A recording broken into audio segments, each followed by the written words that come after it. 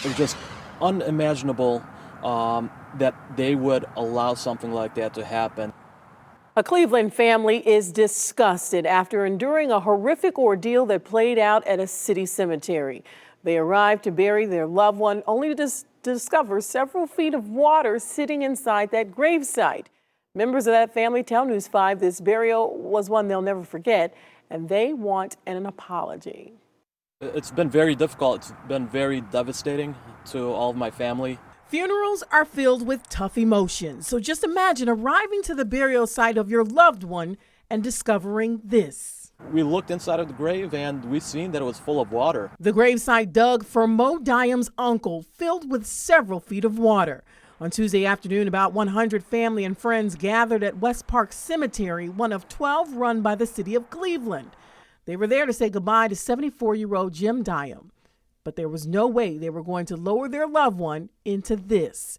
Family members searched for cemetery workers who agreed to pump out the water. It didn't have gas, so, one of my relatives actually had to go get gas for the pump. Mo says other relatives ended up jumping in and tinkering with the pump after it kept cutting off. At one point, the pump malfunctioned pretty badly to where a lot of my family were sprayed with water from the grave. Once the more than 2-hour ordeal ended, many of Mo's family members were muddy and soaked, and the family was forced to move on with the burial despite water still being inside the gravesite. The gravesites of relatives buried nearby left a mess. They drove, tractors, large heavy equipment over these grave sites and over their headstones. Some of them are sunken in several inches.